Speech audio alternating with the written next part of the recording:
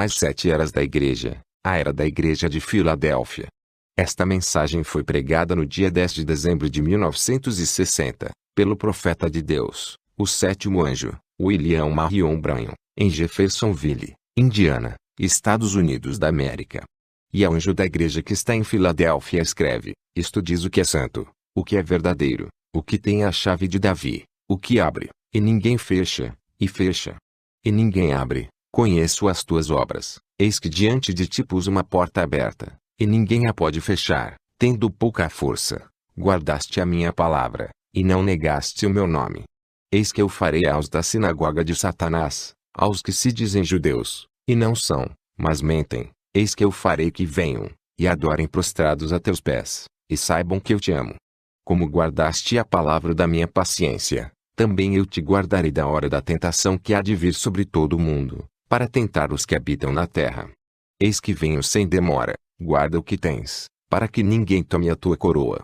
A quem vencer, eu o farei coluna no templo do meu Deus, e dele nunca sairá, e escreverei sobre ele o nome do meu Deus, e o nome da cidade do meu Deus, a nova Jerusalém, que desce do céu, do meu Deus, e também o meu novo nome.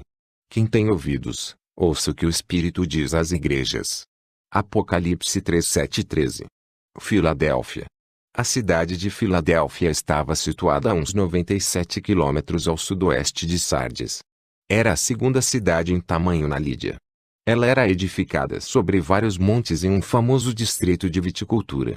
Suas moedas traziam a figura de Baco e a de uma Bacante, sacerdotisa de Baco.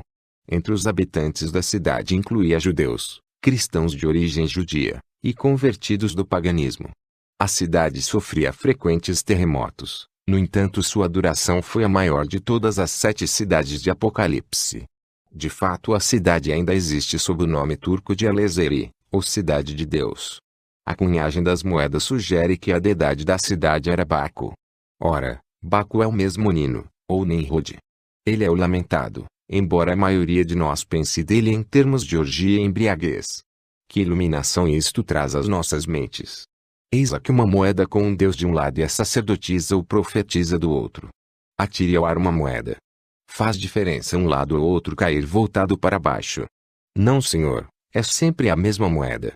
Esta é a religião romana de Jesus e Maria. Mas não estamos pensando somente em Roma. Não, não existe somente a grande prostituta. Certamente que não, porque ela, por suas fornicações tem se tornado uma mãe. Suas filhas, as denominações, agora são moedas com a mesma cunhagem. Eis que de um lado da moeda eles têm desenhado uma adoração a Jesus e do outro lado eles têm sua sacerdotisa ou profetisa também. E ela escreve seus credos e dogmas e preceitos e os vende ao povo por salvação insistindo que ela e somente ela tem a verdadeira luz. Quão notável é o fato que esta era é caracterizada pela moeda. Porque a mãe e as filhas estão todas comprando seu caminho para o céu. Dinheiro e não o sangue é o preço de compra. O dinheiro e não o espírito é o poder que as impele para a frente. O Deus deste mundo, Mamon, tem cegado seus olhos. Mas suas obras de morte terminarão logo, porque nesta era, é a época que o Espírito clama, eis que cedo venho. Ora vem Senhor Jesus. A era da Igreja de Filadélfia se estendeu de 1750 a aproximadamente 1906. Esta era, devido ao significado do nome da cidade, tem sido chamada a Era do Amor Fraternal, como significa Filadélfia, amor de irmãos. O mensageiro para esta era, foi sem dúvida alguma João Wesley. João Wesley nasceu em Epoy, em 17 de junho de 1703. E era um dos 19 filhos nascidos a Samuel e Susana Wesley. Seu pai foi capelão na Igreja da Inglaterra, mas é mais do que provável que a transformação religiosa da mente de João foi baseada mais sobre a vida exemplar de sua mãe do que sobre a teologia de seu pai. João foi um estudante brilhante. Foi enquanto ele estava em Oxford que ele e Carlos se tornaram parte de um grupo que era espiritualmente exercitado a adorar na base da vida de experiência na verdade ao invés de fazer da doutrina seu padrão. Eles redigiram um guia espiritual de obras tais como dar aos pobres, visitar os enfermos e detentos. Por isso eles foram chamados de metodistas, e outros títulos irônicos. Ora, João foi suficientemente inspirado pela sua visão da necessidade da religião para o povo do mundo, por isso ele foi para a América, Geórgia, como missionário entre os índios. Em sua viagem ele descobriu que muitos dos passageiros do navio eram morávios. Ele ficou muito impressionado por sua bondade, paz e coragem em todas as circunstâncias. Ele trabalhou na Geórgia em alto desprendimento e duro trabalho, mas foi um fracasso. Ele voltou à Inglaterra clamando: "E fui à América para converter os índios, mas quem me converterá?" De volta a Londres, ele novamente encontrou os morávios. Foi Pedro Boiler que lhe mostrou o caminho da salvação. Ele verdadeiramente nasceu de novo, para a perplexidade e evidente ira de seu irmão, Carlos, que não podia compreender como um homem tão espiritual como João pudesse dizer que não estava anteriormente certo com Deus. Foi, porém, não muito tempo depois que Carlos também foi salvo pela graça. Wesley agora começou a pregar o evangelho naqueles púlpitos em Londres onde ele anteriormente tinha acesso, porém logo eles o puseram para fora. Foi nesta época que seu velho amigo George Whitefield o colocou em um lugar, pois ele convidou a João para ir e ajudá-lo a pregar nos campos onde milhares estavam escutando com atenção a palavra. Wesley a princípio ficou incrédulo que pudesse pregar ao ar livre ao invés de pregar em um edifício, mas quando ele viu as grandes multidões e a obra do evangelho no poder do Espírito, ele se converteu de todo o coração a tal pregação. A obra logo chegou a tais proporções que começou a enviar numerosos leigos para pregar a palavra. Isto parecia como um paralelo ao Pentecostes, onde o Espírito levantou homens com poder para pregarem e ensinarem a palavra quase toda a noite. Houve violenta oposição a esta obra, mas Deus estava com ele. As obras do Espírito foram poderosamente manifestas e frequentemente um tal espírito de convicção dominou o povo como se retirado deles suas forças, e caíram no chão clamando em grande angústia por causa de seus pecados. Wesley foi um homem notavelmente forte. Ele diz de si mesmo que não podia se lembrar de ter caído em abatimento de espírito mesmo por um quarto de hora desde que nascera. Ele não dormia mais de 6 horas por dia, levantava-se em tempo para pregar em 5 práticas cada dia de seu ministério, pregava mais de 4 vezes ao dia de modo que em um ano entregaria uma média acima de 800 sermões. Ele viajava milhares e milhares de quilômetros quando fazia seus circuitos para levar o evangelho perto e longe. De fato, Wesley viajou cerca de 4.500 milhas por ano a cavalo. Ele era um crente no poder de Deus e ele orava pelos enfermos com grande fé e maravilhosos resultados. Muitas de suas reuniões viram as manifestações dos dons do Espírito. Wesley não era a favor de organização. Seus associados de fato tinham uma sociedade unida que era uma companhia de homens tendo a forma, e seguindo o poder da piedade, unidos com a finalidade de juntos orar, receber a palavra de estímulo, e cuidar um do outro em amor, para que pudessem ajudar um ao outro a operar sua salvação. A única condição aos que entravam é que eles deveriam ser daqueles que tinham o desejo de fugir da ira futura e de serem salvos de seus pecados. Como o tempo se desenrolava, eles elaboravam uma severa lista de regras para serem usadas na autodisciplina para bem de suas almas. Wesley reconheceu que depois de sua morte o movimento poderia ser organizado e o Espírito de Deus deixá-los como mortos. Certa vez ele salientou que ele não temia que o nome de metodista deixasse a terra, mas que o Espírito de Deus pudesse alçar seu voo. Durante o tempo de sua vida ele podia ter adquirido grande riqueza, mas não o fez. Seu dito favorito no tocante ao dinheiro era: ganhe tudo o que puder, economize tudo o que puder, e dê tudo o que puder. Quão estranho seria para Wesley voltar e ver a denominação que ostenta o nome de metodista hoje. Eles são ricos, riquíssimos. Mas a vida e o poder de João Wesley está ausente deles. Deve também ser mencionado que Wesley nunca desejou edificar uma obra sobre uma base denominacional ou sectarista. Embora ele fosse um arminiano em suas crenças, ele não queria separar-se de seus irmãos nos terrenos da doutrina. Ele foi um bom candidato para Tiago. Ele baseou sua vida eterna na fé e nas obras, ou na vida vivida ao invés de simplesmente aceitar um credo ou uma declaração doutrinária. João Wesley morreu à idade de 88 anos tendo servido a Deus como poucos homens ousariam até mesmo pensar que poderiam. A saudação. E ao anjo da igreja que está em Filadélfia escreve: isto diz o que é santo, o que é verdadeiro, o que tem a chave de Davi, o que abre, e ninguém fecha, e fecha, e ninguém abre. Apocalipse 3:7. Oh, quão lindas são estas palavras! Quão majestoso é até mesmo seu som. Quão emocionante é pensar que todos aqueles atributos podem ser aplicados a uma pessoa. Quem ousaria dizer tais coisas acerca de si mesmo além de Jesus Cristo, o Senhor da Glória? Eu creio que a chave para interpretar exatamente o que cada uma destas maravilhosas frases descritivas significa é encontrada no verso 9. Eis que eu farei aos da sinagoga de Satanás, aos que se dizem judeus, e não são, mas mentem, eis que eu farei que venham, e adorem prostrados a teus pés, e saibam que eu te amo. Apocalipse 3:9. Eu digo que este verso é a chave, porque ele trata com os judeus que se têm chamado a si mesmos de filhos de Deus à exclusão de todos os outros. Eles crucificaram e mataram o Senhor Jesus Cristo. Suas obras terríveis fizeram cair seu próprio sangue sobre suas próprias cabeças pelos séculos. Tudo porque eles rejeitaram a Jesus como seu Messias, o que verdadeiramente ele era. Para eles ele não era aquele que viria, ou o filho de Davi. Para eles ele era Belzebu, ou algum injusto qualificado somente para a destruição. Mas não. Ele foi verdadeiramente Emanuel, Deus manifestado em carne. Era verdadeiramente o Messias. Certamente, ele era exatamente o que ele anunciava ser. Ele, o mesmo Jesus, Jesus Cristo, o mesmo ontem e hoje e para sempre. Este santo no meio dos castiçais é o mesmo Jesus, que levantou os mortos e que a despeito de prova irrefutável foi crucificado e morto. Mas ele se levantou novamente, e está assentado à mão direita da majestade nas alturas. Os judeus pois não o chamavam de santo naquele tempo. Eles não o chamaram de santo agora. Mas ele é santo. Salmo 16:10. Pois não deixará a minha alma no inferno, nem permitirás que o teu santo veja a corrupção. Eles buscaram a sua justiça sendo a lei e falharam miseravelmente, porque pela lei, carne alguma pode ser justificada. Pela lei, nenhum homem pode ser feito santo. A santidade é do Senhor.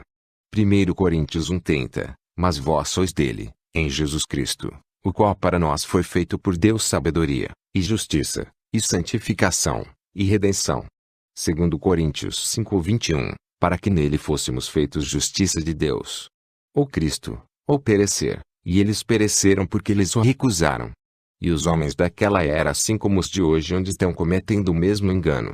Assim como os judeus se refugiaram na forma de adoração da sinagoga, assim também na era de Filadélfia eles estavam se refugiando na igreja. Não é filiar-se à igreja o que vale. A vida não está na igreja. A vida está em Cristo. E o testemunho é este, que Deus nos deu a vida eterna, e esta vida está em seu Filho. Quem tem o Filho tem a vida, quem não tem o Filho de Deus não tem a vida. 1 João 5:11 e 12. O homem é feito santo por meio do Espírito. Foi o Espírito de santidade que levantou a Jesus dentre os mortos, e é ele que habita em nós e nos faz santos com sua santidade. Ali está ele, o ser santo. E nós estaremos com ele, vestidos com sua justiça e santificados com sua santidade. Agora esta é a sexta era. Aos olhos de Deus, o tempo está se encaminhando para um final. Logo ele estará voltando. Logo o clamor se elevará à sua vinda. Quem está sujo, suja-se ainda, e quem é justo, faça a justiça ainda, e quem é santo, seja santificado ainda. Apocalipse 22:11. Eu sou tão grato pois que a minha santidade não é de mim mesmo. Eu sou feliz porque eu estou em Cristo, com todos os seus maravilhosos atributos de justiça imputados a mim, conferidos a mim. Bendito seja Deus para todo sempre. Isto diz o que é verdadeiro. Pois bem, esta palavra verdadeiro é uma palavra muito maravilhosa. Não quer dizer verdadeiro somente no sentido de oposto ao falso. Ela expressa a realização perfeita de uma ideia como contrastada com sua realização parcial. Por exemplo, recordamos que Jesus disse em João capítulo 6 versículo 32, Moisés vos deu o pão do céu, mas meu Pai vos dá o verdadeiro pão do céu. João 15:1, eu sou a videira verdadeira. Hebreus 9:24, porque Cristo não entrou num santuário feito por mãos, figura do verdadeiro, porém no mesmo céu, para agora comparecer por nós perante a face de Deus. 1 João 2:8, porque vão passando as trevas, e já a verdadeira luz alumia. Desde que esta palavra verdadeiramente expressa, realização perfeita, como em contraposição à ideia de realização parcial, como ilustrado nestes versos podemos agora compreender como nunca antes o antitipo em contraste ao tipo, e a substância com a sombra. Tomem agora o exemplo do maná do céu. Deus mandou o pão dos anjos do céu para Israel. Mas este pão não satisfez. Ele era bom somente por um dia. Aqueles que o comiam, sentiam fome no dia seguinte. Se ele fosse deixado pelos arredores, ele ficava contaminado. Porém, Jesus é o verdadeiro pão do céu, do qual o maná era simplesmente um tipo. E se qualquer homem comer deste pão que veio do céu, ele nunca mais terá fome. Ele não precisa voltar e comer de novo. No instante em que ele participa deste pão, ele tem a vida eterna. Aqui verdadeiramente estava a realidade. Ninguém mais carece de uma sombra. Ninguém mais precisa de uma salvação parcial. Eis aqui o todo. Assim como Jesus não é uma parte de Deus, ele é Deus. Ninguém podia negar que Israel tinha luz. Ele era o único povo que tinha luz como uma nação.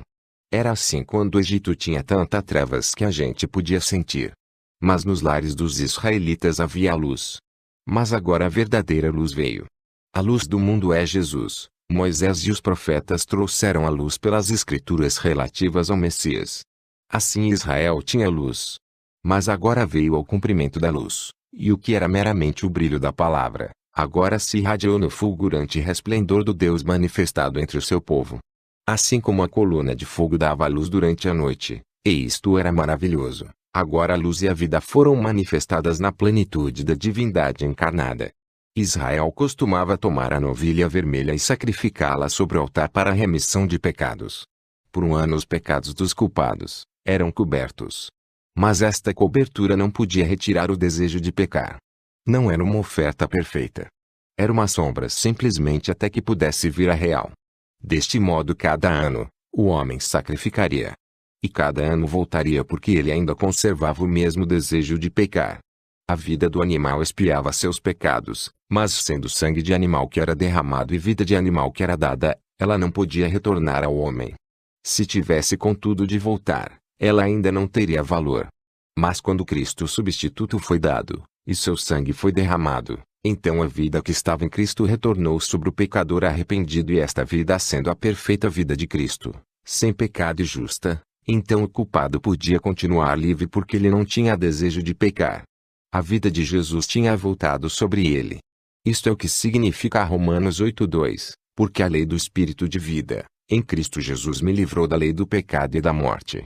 Mas os judeus lá no tempo de Jesus não queriam aceitar esse sacrifício. O sangue de touros e de bodes nada aperfeiçoava. Ele foi o método ordenado de Deus. Mas agora Cristo, tendo aparecido na carne, e pelo derramamento de seu próprio sangue, tem expulsado o pecado e por esta oferta de si mesmo nos tem aperfeiçoado. Os judeus não aceitariam isto. Mas e quanto à era de Filadélfia, e as outras eras também? Eles aceitaram realmente esta realidade em Cristo. Não, Senhor. Não obstante Lutero ter trazido a verdade da justificação, a Igreja Romana, e sua sócia oriental, a Igreja Ortodoxa, ainda se apegam às obras. Ora, obras é uma coisa ótima, mas elas não salvam, elas não tornam vocês perfeitos. É Cristo ou então perecerão. E não é nem mesmo Cristo e obras. É Cristo somente. Nesta era, começaram os anos do arminianismo que não creem em Cristo como a realidade. Ele não canta nada senão o sangue, porque canta, nada senão o sangue e minha própria conduta. Ora, eu creio em boa conduta. Se vocês são salvos, vocês agirão corretamente. Já temos notado isto. Mas deixem-me dizer-lhe agora, salvação não é Jesus mais. É Jesus somente. A salvação é do Senhor. Do começo ao fim é toda de Deus. Que a sua vida esteja em mim. Que seja o seu sangue que me purifica. Que seja o seu espírito que me encha. Que seja sua palavra em meu coração e em minha boca. Que sejam as suas pisaduras que me saram. Que seja Jesus, e Jesus somente. Não pelas obras de justiça que eu tenha feito. Não, senhores. Cristo é minha vida. Amém. Sinto que eu podia continuar, simplesmente continuar nestas verdades, mas eu lhes darei mais alguns pensamentos. É sobre este maravilhoso hino que Albert Benjamin Simpson escreveu. Uma vez era a bênção, agora é o Senhor. Uma vez era o sentimento, agora é sua palavra. Uma vez eu queria seu dom, agora eu quero o próprio doador. Uma vez eu clamava por cura, agora por ele somente. Tudo em todos para sempre, Jesus eu cantarei. Tudo em Jesus e Jesus é o tudo.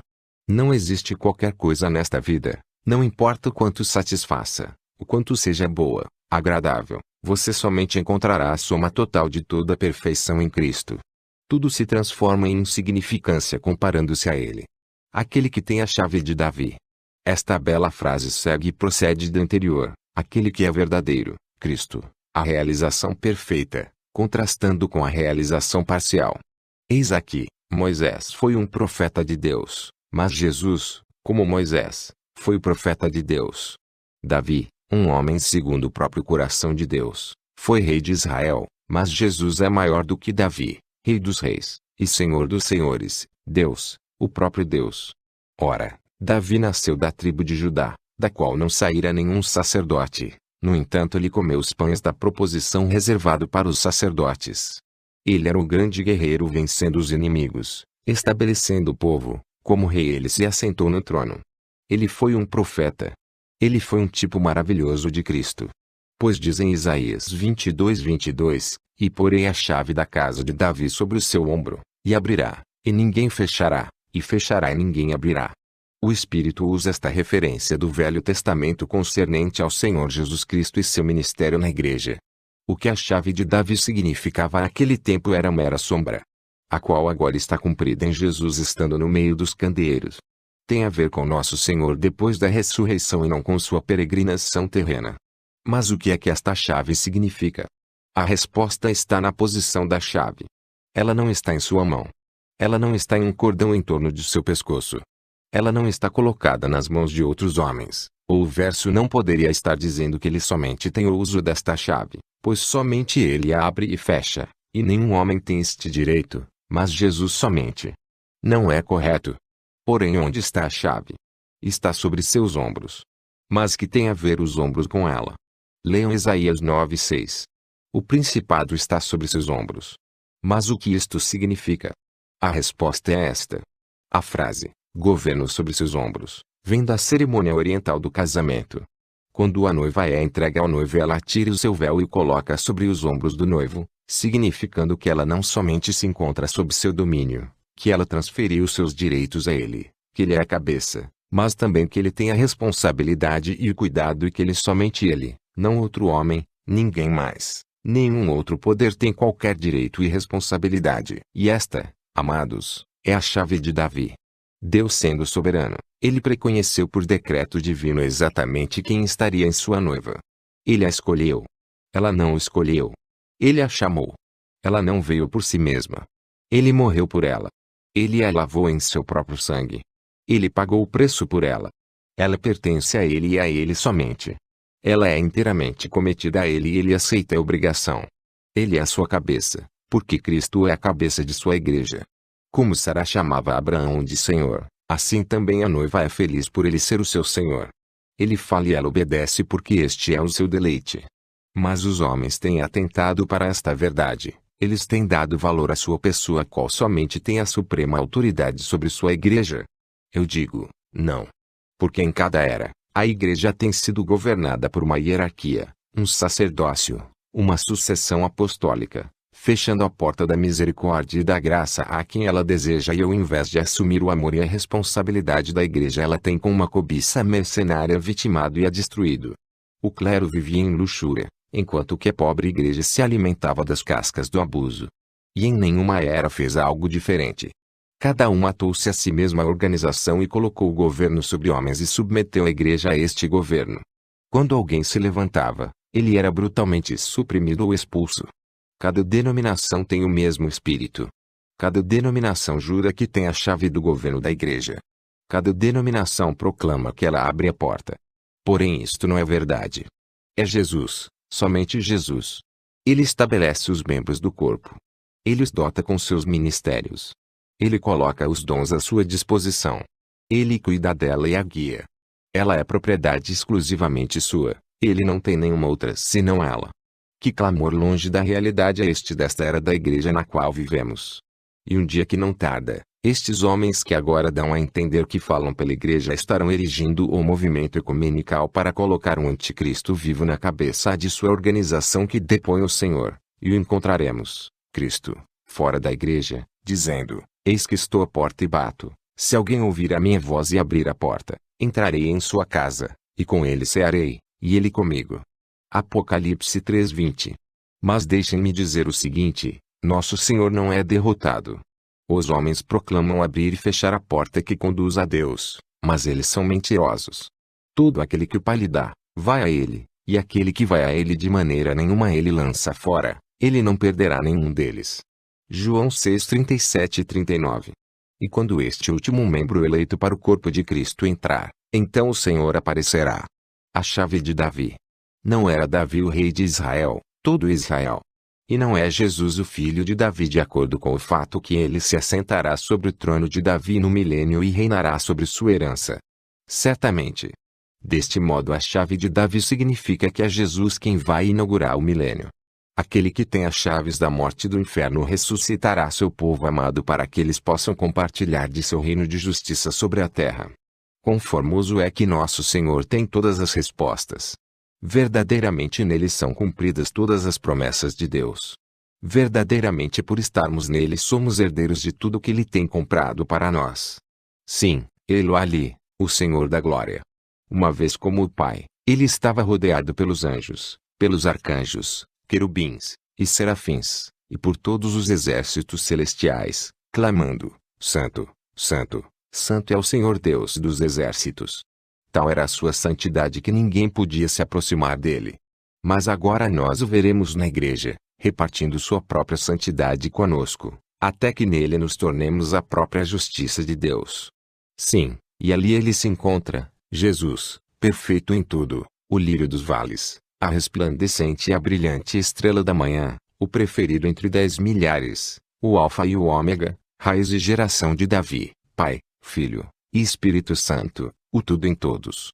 Isaías 9:6.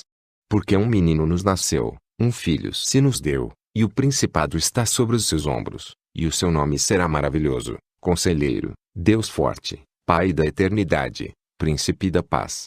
Nele está o perfeito cumprimento. Embora outrora não o amássemos, agora nós o amamos com alegria indizível e cheia de glória. Ele permanece no meio da igreja, e nós cantaremos seu louvor, porque ele, o poderoso conquistador, é a cabeça da igreja, qual é sua noiva. Ele comprou esta noiva. Ele a possui. Ela é somente sua, e ele cuida dela. Ele é nosso rei e nós somos seu reino, sua possessão eterna. Agora vocês se recordam que no início do verso 7, eu disse que o verso 9 nos ajudaria a compreendê-lo. Eu espero que vocês tenham visto o que eu quis dizer. Jesus apresenta-se como ele é, santo, verdadeiro, ou a única realidade. O que tem a chave de Davi, o que abre e fecha. E isto é exatamente verdadeiro. Estas frases descrevem-no perfeitamente. Mas os judeus em seus dias recusaram-no e tudo que ele era. Eles rejeitaram seu Salvador e tudo o que ele significava para eles. E os cristãos nominais têm feito o mesmo agora. Eles têm feito o que os judeus fizeram. Exatamente o mesmo. Os judeus crucificaram-no e depois se viraram contra o verdadeiro crente. O cristão nominal o tem crucificado novamente e se viram contra a verdadeira igreja para destruí-la. Mas Deus é verdadeiro, e ele, que é sobre todas as coisas, retornará ainda, e quando lhe o fizer, ele mostrará qual é o único potentado.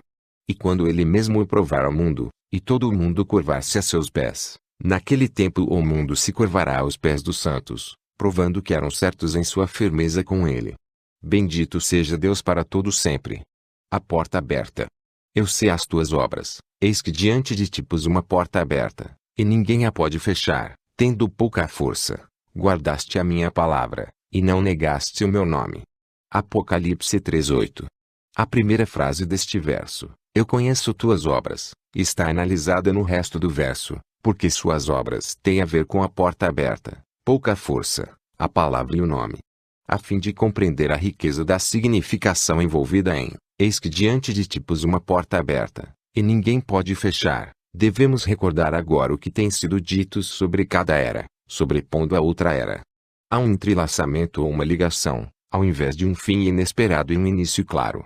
Especialmente esta era flui para a próxima, e não só esta era flui para a última era, mas a última era, em muitos respeitos, é simplesmente uma continuação da sexta era.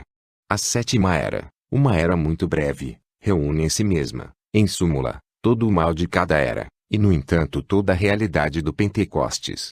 Uma vez que esta era, A era de Filadélfia tem quase esgotado seu curso. A era de Laodiceia surge rapidamente, trazendo tanto o joio quanto o trigo para a ceifa. Primeiro ate o joio para queimá-lo, porém o trigo ajunte-o em meu celeiro. Mateus 13:30. Recorde, por favor, que a reforma começou na era de Sardes, e tem que continuar até que a semente que foi semeada no dia de Pentecostes passe pelo ciclo completo de plantio, irrigação, nutrição, etc., até que lhe voltasse a semente original. Enquanto isto se desenrola, o joio que fora semeado terá de passar por todo o ciclo e ser ceifado também. É isto exatamente o que temos visto acontecer. Se tão somente vocês puderem pensar sobre as estações, vocês podem ter uma boa figura disto. A planta que vocês veem crescendo em plena força no verão repentinamente parece que vai brotar ou produzir semente. Não se pode dizer exatamente quando o verão se torna outono, aquele simplesmente é absorvido neste. As eras também são assim, e especialmente estas duas últimas. É a esta era que Jesus diz: eis que cedo venho. Verso 11. Isto torna muito curta a última era. A era de Laodiceia é a época em que as obras serão rápidas. Ela acaba logo. Agora discorreremos especialmente sobre a porta aberta que ninguém pode fechar. Antes de tudo, eu desejo falar sobre a porta aberta como que significando o tremendo esforço missionário desta era. Paulo denominou um novo esforço missionário para o Senhor como uma porta aberta. Ora, quando cheguei a Troas para pregar o Evangelho de Cristo, e abriu-se-me uma porta no Senhor. 2 Coríntios 2:12. Comparando Escritura com Escritura, podemos ver que esta porta aberta significava a mais extensa difusão do Evangelho que o mundo já tem visto. Quero que vocês notem algo aqui. Deus opera em três, não opera. Foi na era de Pérgamo que a igreja casou-se com o Estado. As obras dos nicolaítas haviam chegado a ser a doutrina dos nicolaítas. Aquela era foi a porta aberta para a falsa vinha. E uma vez sustentada pelo poder do Estado, chegou a ser em realidade um sistema mundial, ainda que levando o nome de cristãos.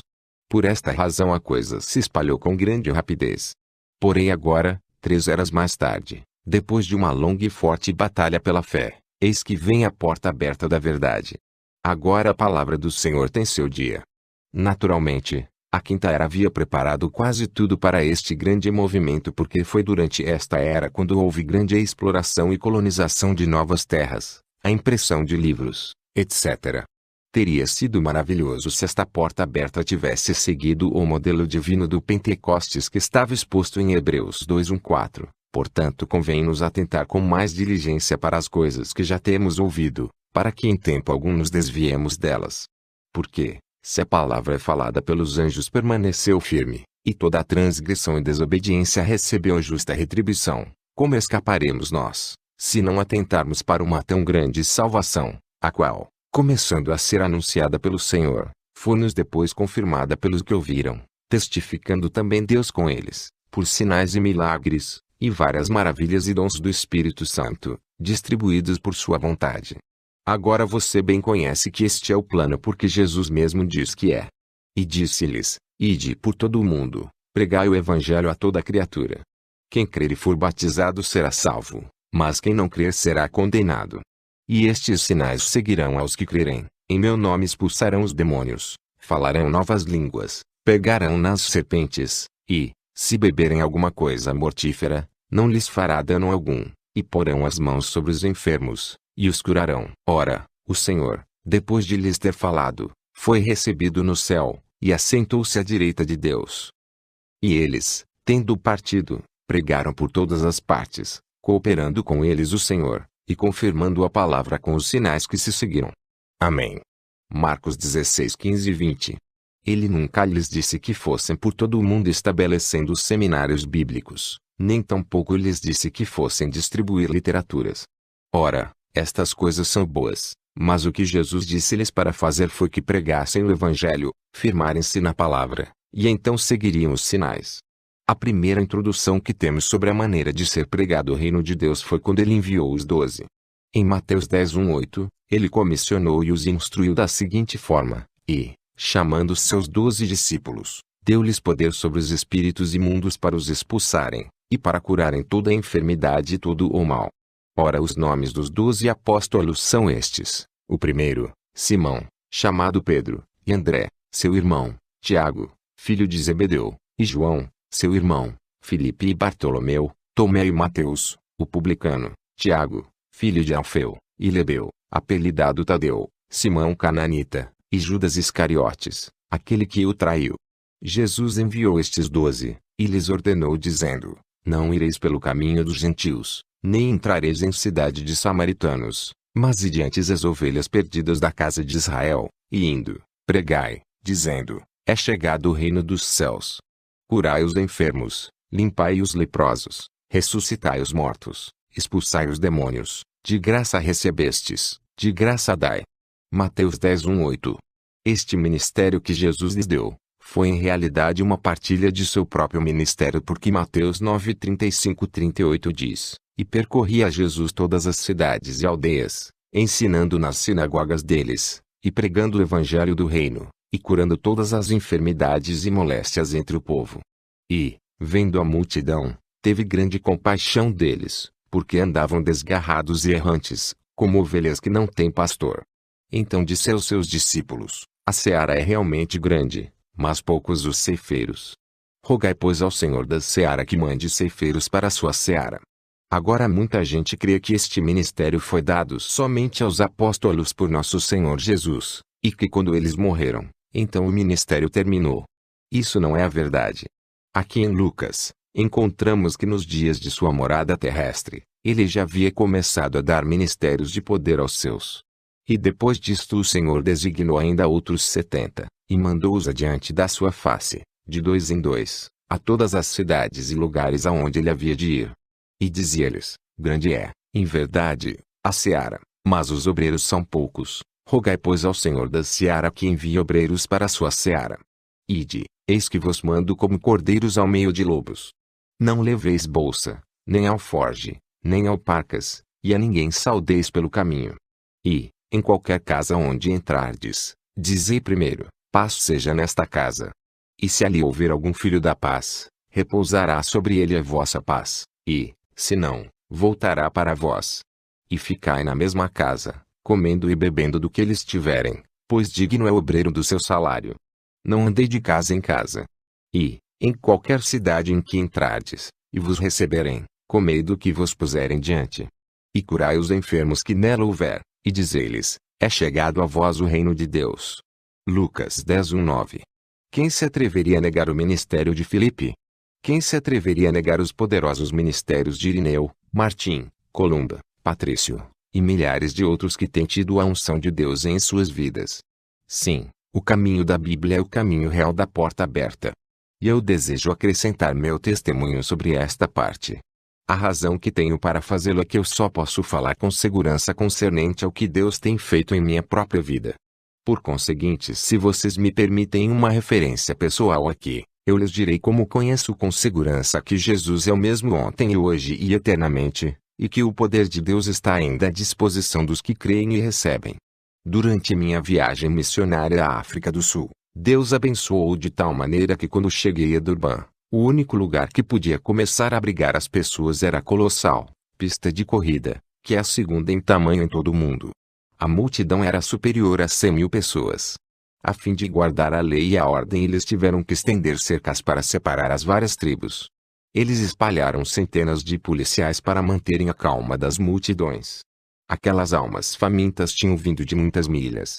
Uma rainha da Rodésia tinha ido com um trem de 27 vagões lotados com nativos africanos.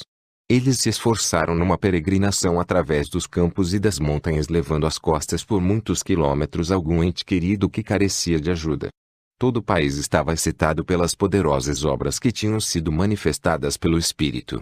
Um certo dia, quando comecei a ministrar, veio à plataforma uma dos milhares de maometanos que estavam presentes.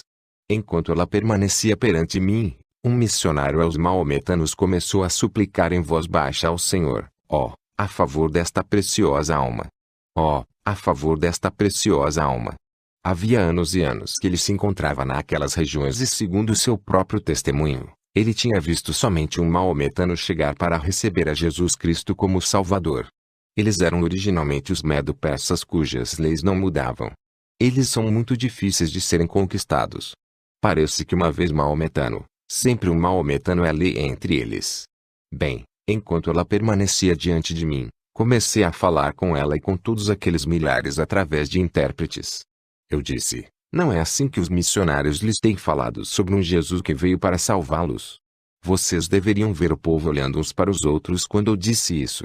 Então, quando eles tinham respondido que era certo, eu prossegui e disse: mas os missionários leram para vocês deste livro. Eu segurava minha Bíblia bem alto para que todos vissem que este mesmo Jesus foi um curador e que ele viveria em seu povo aqui através das eras até que ele volte novamente para recebê-los para si mesmo. Eles lhes disseram que devido a este mesmo Espírito neles o qual estava em Jesus eles seriam capazes de fazer as mesmas obras poderosas como Jesus fez. Eles lhes disseram que vocês podem ser curados, assim como vocês podem ser salvos. Quantos de vocês gostariam de ver este mesmo Jesus descer entre nós e fazer as mesmas coisas que ele fazia quando estava aqui na terra anos atrás? Todos eles queriam isto. Esta é uma coisa com a qual eles certamente concordavam. Prossegui falando: se Jesus pelo seu Espírito fizer isto que ele fazia quando estava sobre a terra, vocês crerão em sua palavra, então? E eis que ali à minha frente estava aquela mulher maometana. O Espírito começou a mover através de mim. Eu disse a ela: ora, a senhora sabe que eu não a conheço. Não posso nem sequer falar a sua linguagem. Ela admitiu isto. Eu disse: quanto a curar a senhora sabe que eu não o posso. Porém a senhora ouviu a mensagem nesta tarde e me compreendeu. Seu intérprete indiano respondeu por ela que ela tinha compreendido, porque ela tinha lido o Novo Testamento. Ora, os maometanos são descendentes de Abraão. Eles creem em Deus.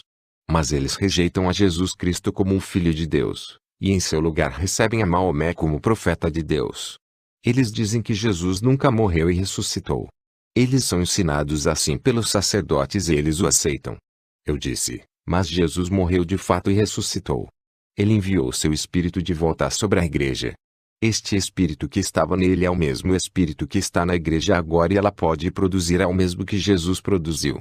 Ele disse em João 5,19: o Filho por si mesmo não pode fazer coisa alguma, se o não vir fazer ao Pai, porque tudo quanto ele faz, o Filho o faz igualmente. Pois bem, se Jesus vier e revelar a mim qual é a sua tribulação ou porque a senhora está aqui, se ele puder dizer-me qual é o seu passado, certamente a senhora pode crer para o futuro. Ela disse através de seu intérprete: sim, eu posso. Eu disse: muito bem, que ele pois faça isso. Aqueles maometanos estavam observando-o atentamente. Eles estavam todos se inclinando para a frente para ver o que aconteceria. Então falou o Espírito Santo: seu esposo é um homem baixo, gordo e tem bigodes negros. Você tem 2 filhos. Você foi a um médico como que há 3 dias e eles examinou. Você tem um quisto no útero. Ela inclinou sua cabeça e disse: isso é a verdade. Lhe perguntei: por que vem você a mim, sendo eu um cristão? Por que você não foi a seu profeta maometano? Disse: eu creio que você pode me ajudar. Lhe disse: eu não posso lhe ajudar, porém se você aceitar Jesus Cristo como seu Salvador, aquele que está aqui agora, e conhece toda a sua vida, ele a ajudará. Ela disse: eu aceito a Jesus como meu Salvador. Isso foi suficiente. Ela foi curada e cerca de 10.000 maometanos vieram a Cristo naquele dia porque o Evangelho foi pregado tanto em palavra como em poder. Deus nunca disse ao homem que trabalhasse por 30 anos sem ceifar nada. Ele nos deu a porta aberta da palavra e o poder e isso é o que devemos usar. Isso é o que concedeu a Paulo o seu grande e efetivo ministério. A minha palavra, e a minha pregação, não consistiu em palavras persuasivas de sabedoria humana, mas em demonstração de espírito e de poder. 1 Coríntios 2:4. Atentem bem ao que vou dizer agora. Foi durante esta mesma viagem quando estava tomando o avião em Nova Salisbury, Rodésia, que vi um grupo de 4 pessoas com passaportes americanos. Dirigi-me a eles e disse: alô, vejo que tem passaportes americanos. Estão viajando para algum lugar? O jovem respondeu-me: não, somos todos missionários aqui. Ótimo, repliquei eu, vocês estão por conta própria ou trabalham para alguma organização? Somos metodistas. Vimos de Wilmore, Kentucky, disse ele. Bem, é quase no fundo de meu quintal, respondi. O senhor não seria aquele irmão Brian que trabalha daqueles lados, seria?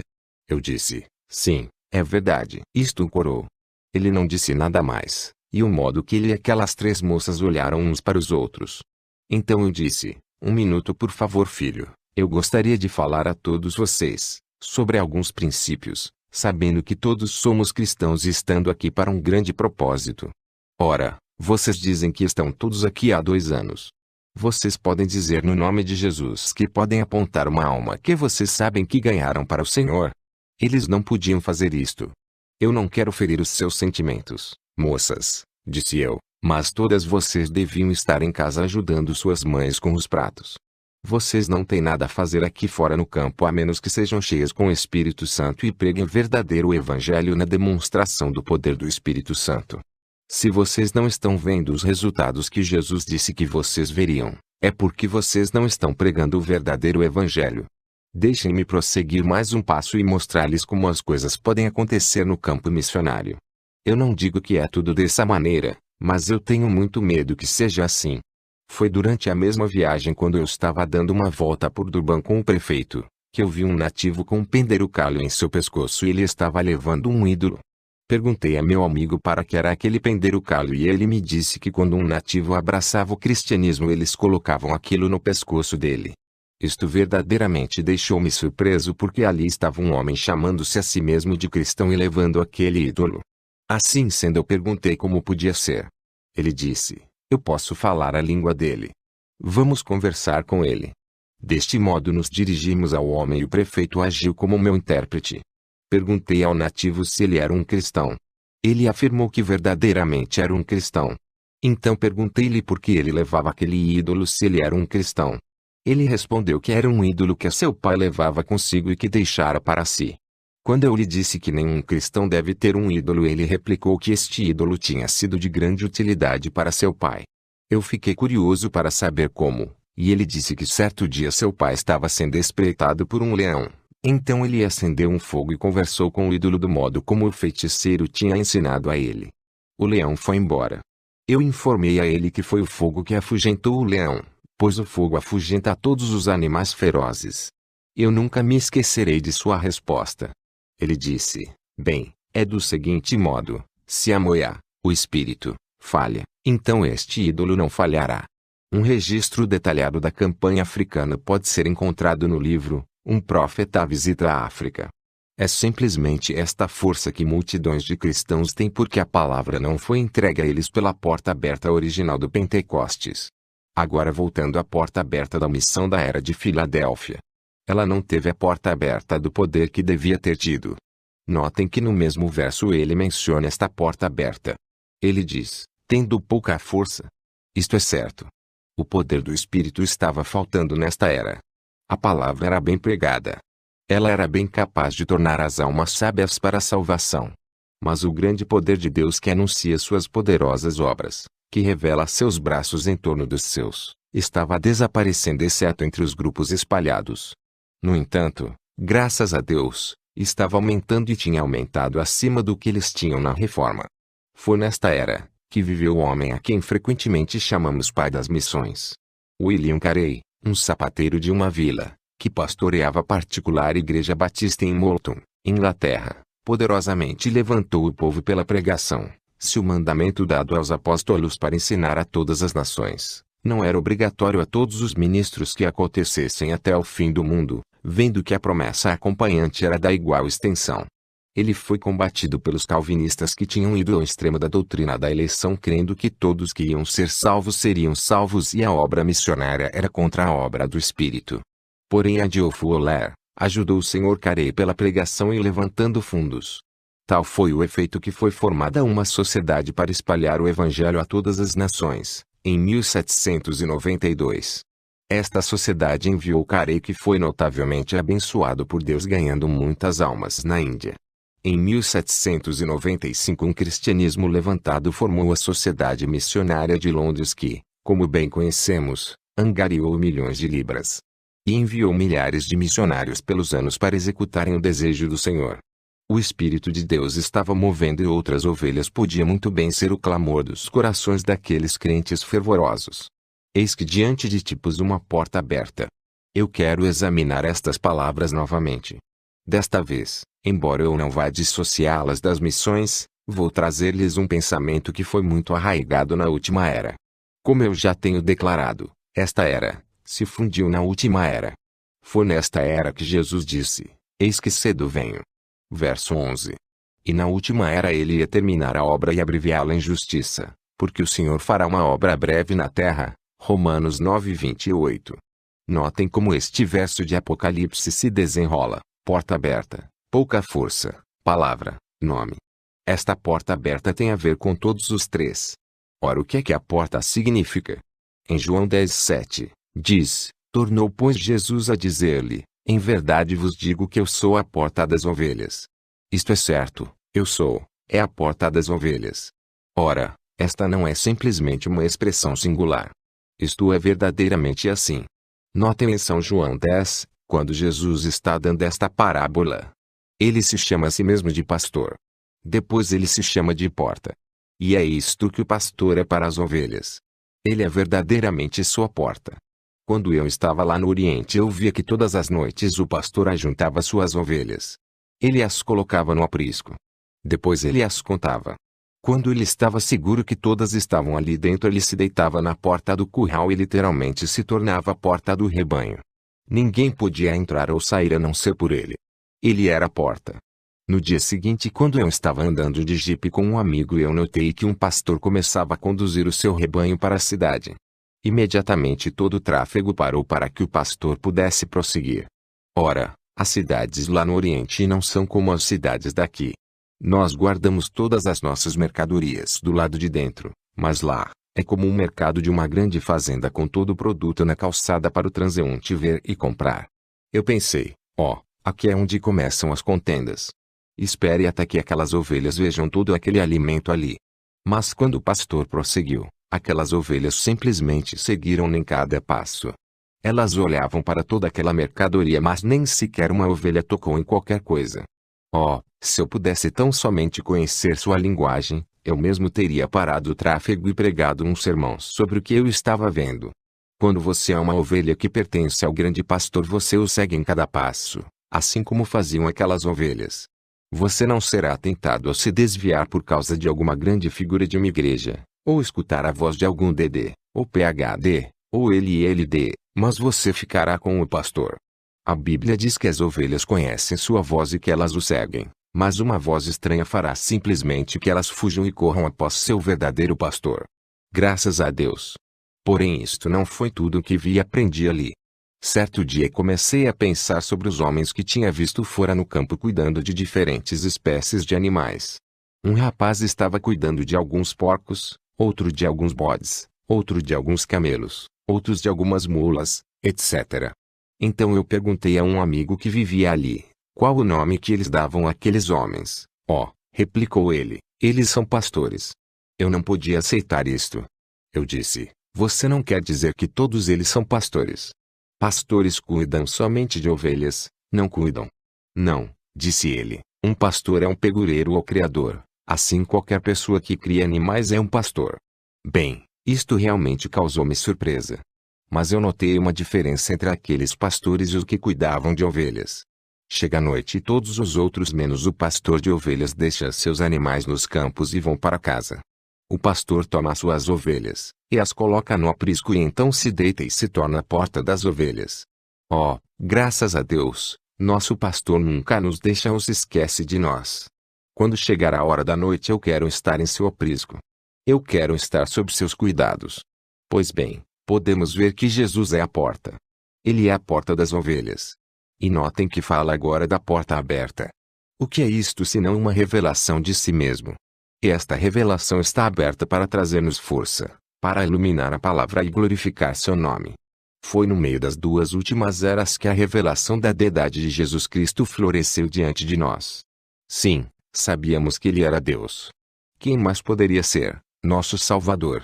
Mas saber que ele somente era Deus, o Deus sozinho, que ele era o Alfa e o Ômega, que este Jesus era tanto Senhor como Cristo, tornando o Senhor Jesus Cristo, o Pai, o Filho e o Espírito Santo, todos uma pessoa, que tinha sido perdido desde as primeiras eras da igreja, mas que agora estamos vendo novamente. A revelação de quem ele era tinha voltado. Verdadeiramente a divindade não é um Deus trino com uma personalidade, porque exige-se personalidade para formar uma pessoa. Se há somente uma personalidade, há somente uma pessoa. Mas os que creem em três pessoas têm uma divindade de três deuses e são culpados da quebra do primeiro mandamento. Mas a revelação da divindade está de volta. Ora, a verdadeira igreja pode edificar em força novamente. Depois de todo este tempo ela finalmente sabe quem seu Senhor é.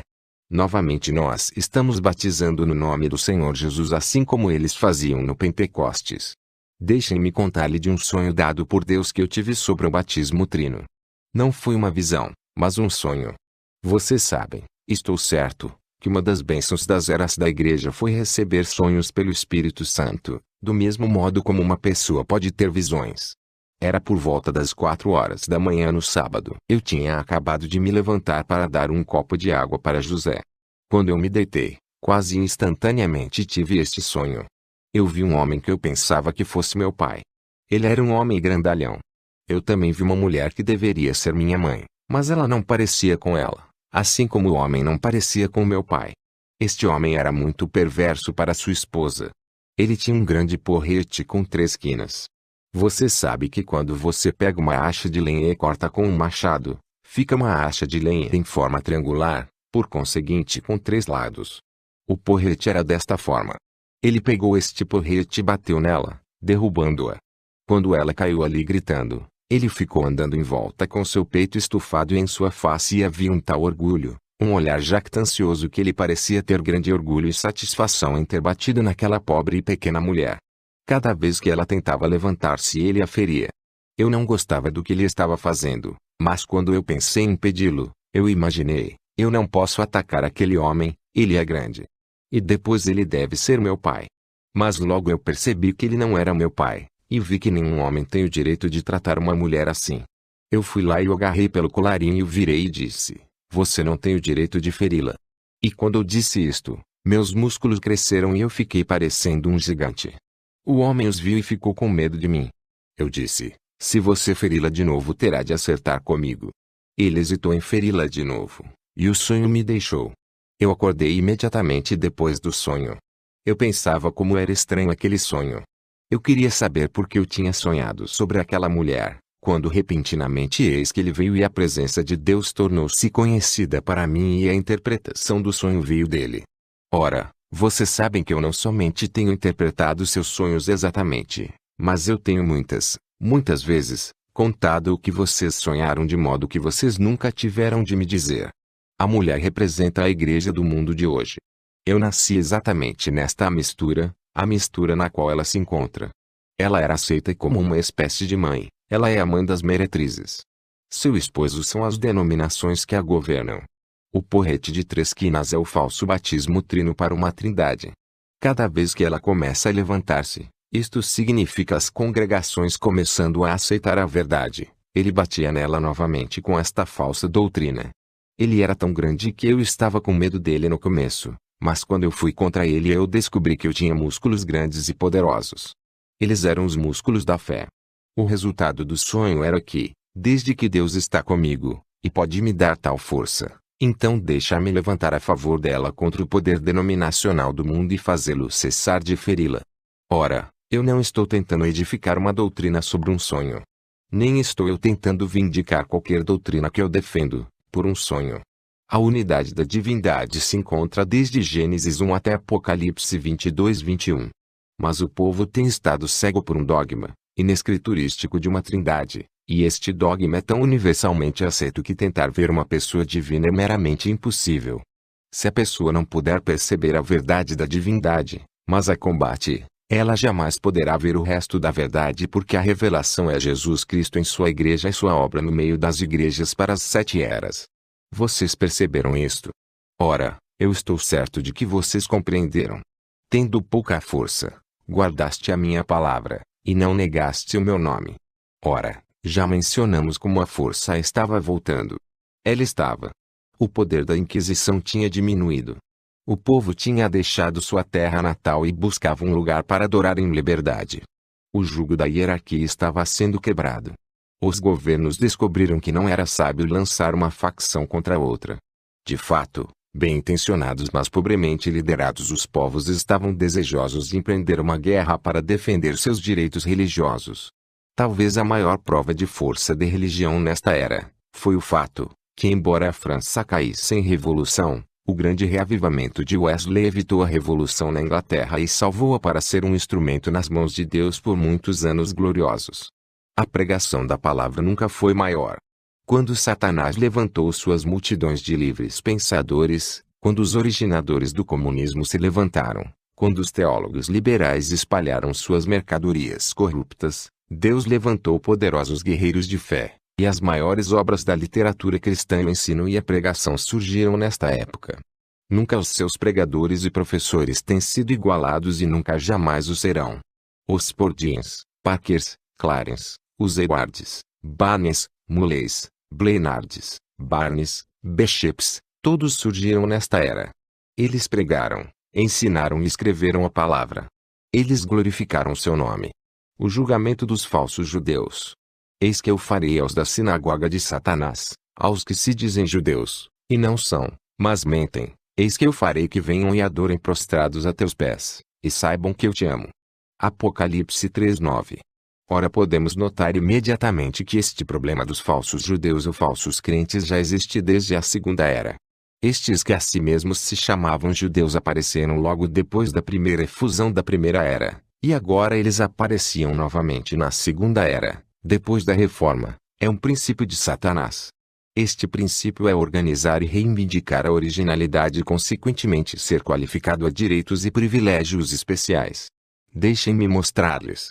Lá no passado, na era de Esmirna, estas pessoas mentiram e disseram que eram verdadeiramente judeus, ou crentes, quando eles definitivamente não o eram. Eles eram da sinagoga de Satanás. Eles eram o grupo organizado de Satanás, porque foi nesta era que vimos o começo de homens no ministério tomando uma liderança não autorizada sobre seus irmãos ministrados. Bispos estabelecidos em distritos, sobre pastores. O que vimos a seguir foi que na Terceira Era, já havia definitivamente um lugar chamado trono de Satanás. Esta era deu-nos o casamento da igreja com o Estado. Com o poder do Estado atrás de si, a igreja ficou literal e fisicamente invencível. Mas Deus quebrou esta prepotência a despeito do poder do Estado e a reforma trouxe grande luz. Mas que aconteceu? Os luteranos se organizaram e se juntaram com o Estado e novamente vemos a sinagoga de Satanás manifestada nesta Sexta Era. Ora, naturalmente que este grupo de sinagoga não diria que eles eram de Satanás. Não, senhores. Eles dizem que são de Deus. Mas eles mentem. Porque aquele que é verdadeiro judeu, isto é que eles clamam ser, é o que é judeu no interior, no espírito. Bem, se eles são falsos judeus significa que são como diz Judas 19, não tendo o espírito. Os filhos de Deus são nascidos do espírito. Estes não têm o espírito e por conseguinte eles não são filhos de Deus. Não importa quão fervorosamente protestem ser e até onde vão para provar que são judeus. Eles estão mortos. Eles são filhos da organização, e os verdadeiros frutos estão faltando. Eles estão edificados sobre os seus próprios credos, dogmas e doutrinas, e a verdade não está neles porque eles têm tomado seus próprios conselhos acima da palavra de Deus. Permitam-me mostrar-lhes o que eu tenho estado tentando ensinar-lhes durante todo este tempo sobre as duas vinhas que vêm de dois diferentes espíritos. Tomem o exemplo de Jesus e Judas desta vez. Jesus era o Filho de Deus. Judas era o filho da perdição. Deus entrou em Jesus. Satanás entrou em Judas. Jesus tinha um ministério pleno do Espírito Santo, pois como Deus ungiu a Jesus de Nazaré com o Espírito Santo e com poder, o qual andou fazendo bem, e curando a todos os oprimidos do diabo, porque Deus era com ele. Atos 10:38. Diz, porque foi contado, Judas, conosco e alcançou sorte neste ministério. Atos 1:17. Mateus 10:1. E, chamando seus 12 discípulos, deu-lhes poder sobre os espíritos imundos, para os expulsarem, e para curarem toda a enfermidade e todo o mal. Este espírito que estava em Judas esteve ininterruptamente no ministério de Jesus. Então ambos chegaram à cruz. Jesus foi dependurado na cruz, voluntariamente dando sua vida pelos pecadores e entregando seu espírito a Deus. Seu espírito foi para Deus e depois foi derramado na igreja no Pentecostes. Porém Judas dependurou a si mesmo e seu espírito voltou para Satanás. Porém depois do Pentecostes este mesmo espírito que estava em Judas voltou para a falsa vinha que crescia ao lado da verdadeira vinha. Mas notem, o espírito de Judas nunca atingiu o Pentecostes. Ele nunca subiu para receber o Espírito Santo. Ele não podia. Mas para que foi este espírito de Judas? Ele foi por causa da bolsa de ouro. Como ele amava o dinheiro. Ele ainda ama o dinheiro.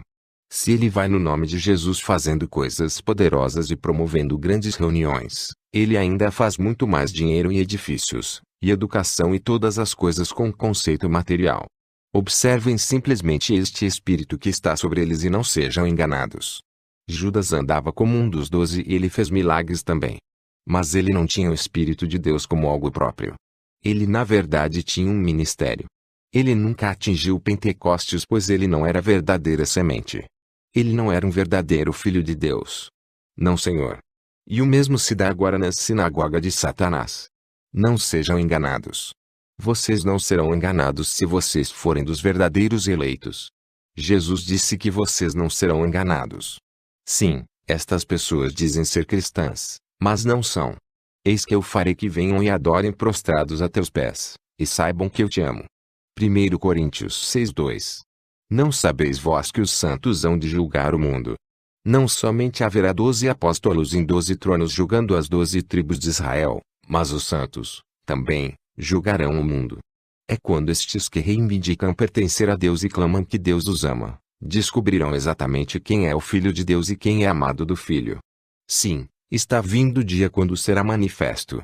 Estes que estão agora governando o mundo em uma medida, e que durante a última era edificarão uma imagem à besta através da qual eles verdadeiramente governarão o mundo, serão um dia humilhados quando Jesus vier com seus santos para julgar o mundo em justiça. Isto é exatamente o que vimos em Mateus 25 quando todos os que perderam a primeira ressurreição estarão perante o juiz e sua noiva.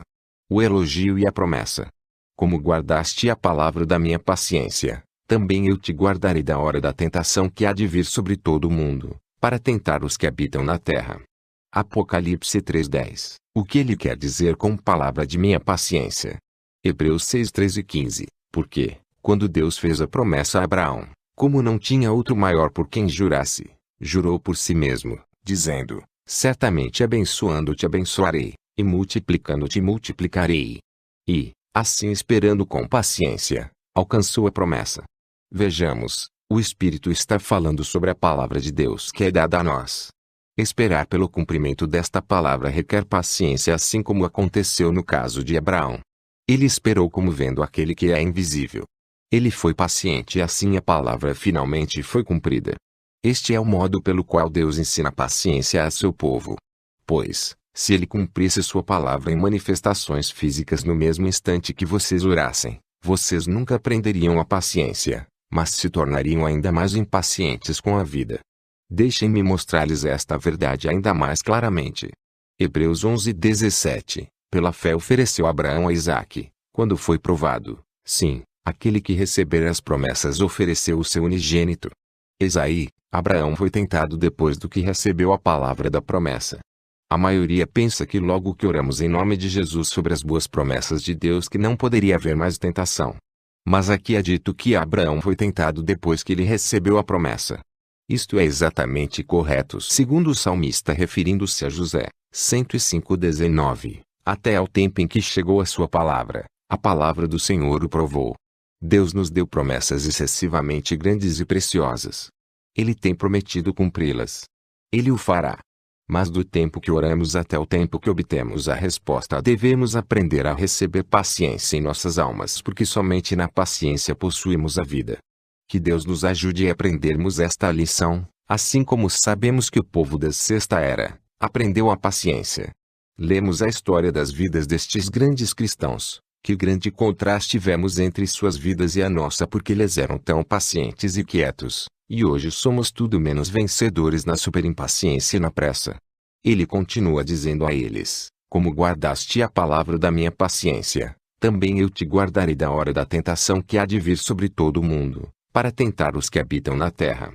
Aqui novamente vemos a superposição de duas eras. Porque esta promessa tem a ver com o fim do período dos gentios que culmina na grande tribulação, Eu te guardarei da hora da tentação que há de vir sobre todo o mundo, para tentar os que habitam na terra.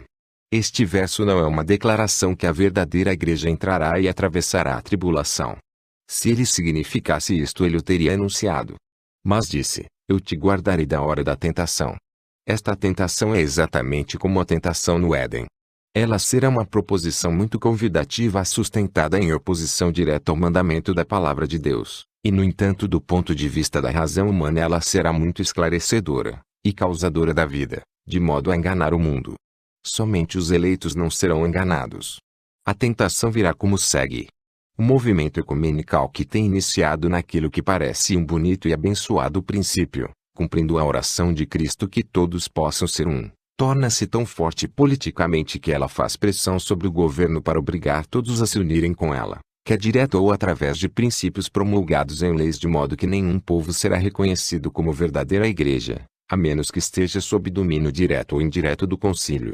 Os pequenos grupos perderão seus direitos, privilégios, etc., até perderem toda a propriedade e direitos espirituais com o povo.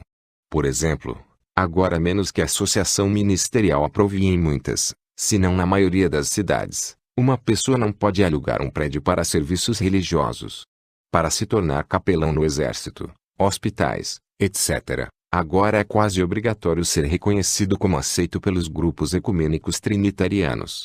Assim sendo, esta pressão cresce, e ela crescerá, será mais e mais difícil resistir, porque resistir é perder privilégios.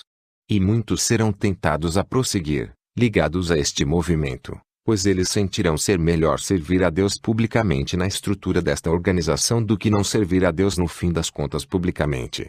Porém, eles estão errados. Crer na mentira do diabo é servir a Satanás, muito embora se deseje chamá-la de Jeová. Mas os eleitos não serão enganados. Além do mais, os eleitos não somente serão guardados, mas quando começar este movimento à imagem erigida besta, os santos serão levados no arrebatamento. E este movimento pouco encantador e cativante que começou na fraternidade de Éfeso, se tornará o monstro de Satanás que destrói e engana o mundo inteiro.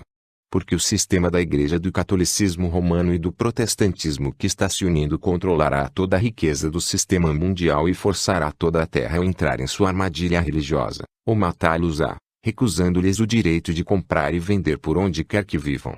Isto está cumprido simplesmente, porque as filhas da prostituta estão todas simplesmente voltando para ela. Neste ínterim, Roma tem adquirido quase todo o suprimento de ouro. Os judeus têm o bônus e todo o papel. No tempo próprio, a prostituta destruirá o sistema monetário do presente dia recolhendo todo o papel e exigindo ouro.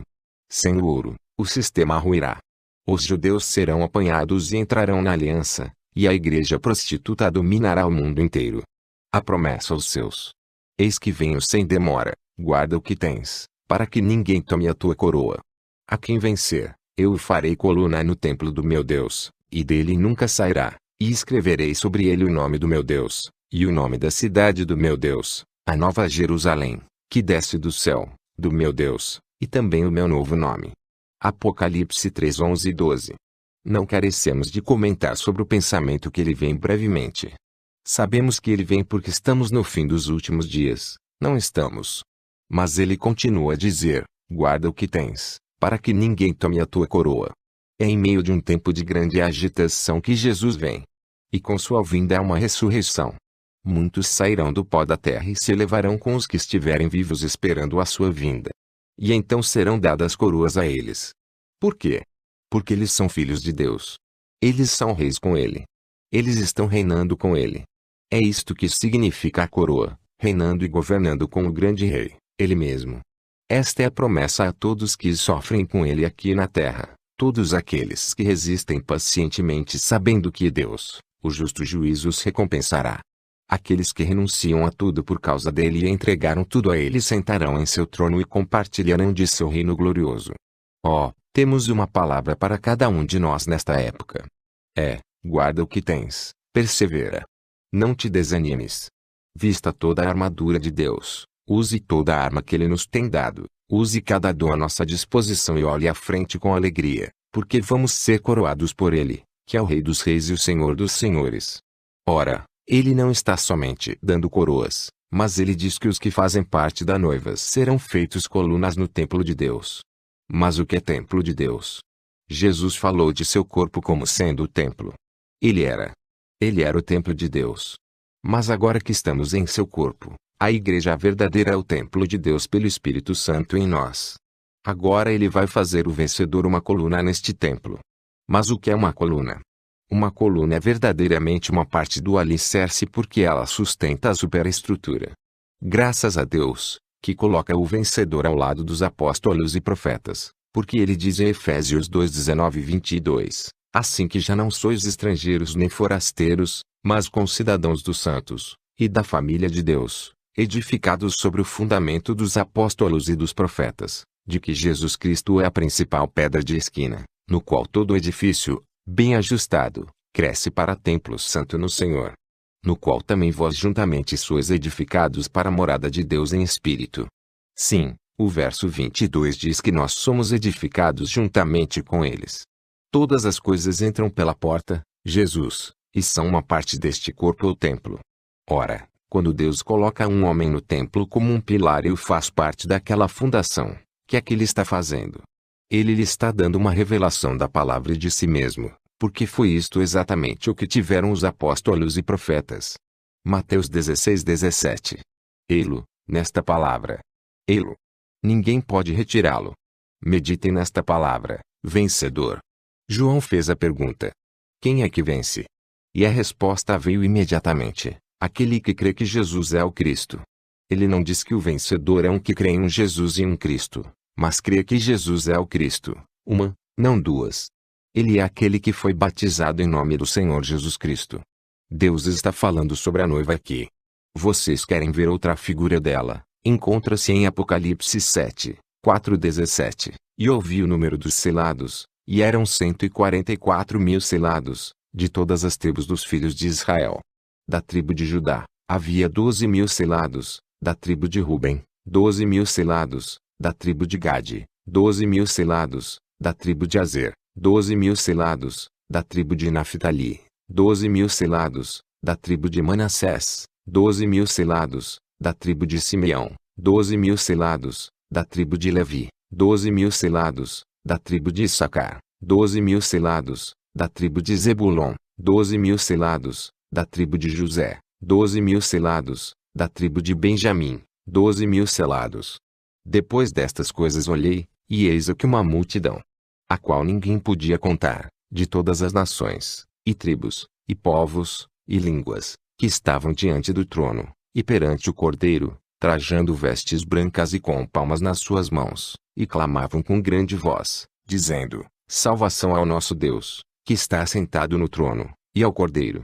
E todos os anjos estavam ao redor do trono, e dos anciãos, e dos 4 animais, e prostraram-se diante do trono sobre seus rostos, e adoraram a Deus, dizendo: Amém. Louvor, e glória, e sabedoria, e ação de graças, e honra, e poder, e força ao nosso Deus, para todo sempre. Amém. E um dos anciãos me falou, dizendo: estes que estão vestidos de vestes brancas, quem são, e de onde vieram?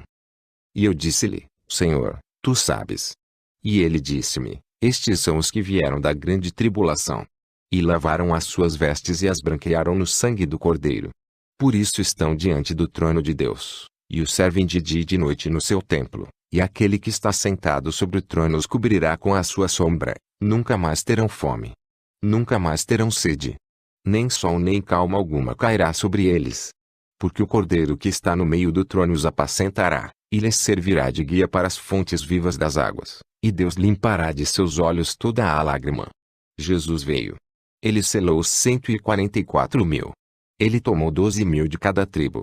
Mas há outro grupo que não pertencem a estes 144.000, são vistos nos versos 9 e 18. Quem são eles? Eles estão na noiva tirada de entre os gentios. Eles estão ante seu trono noite e dia. Eles os servem no templo. Eles estão sob o cuidado especial do Senhor. Eles são sua noiva. A noiva vai onde quer que esteja o noivo. Ela nunca será deixada por ele.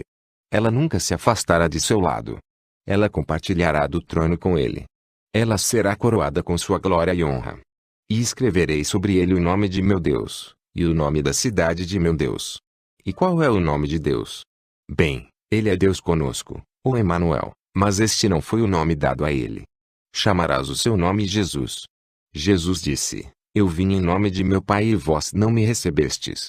Por conseguinte, o nome de Deus é Jesus, porque este é o nome no qual ele veio. Ele é o Senhor Jesus Cristo. E qual é o nome que uma mulher recebe quando ela se casa? Ela recebe o nome do homem.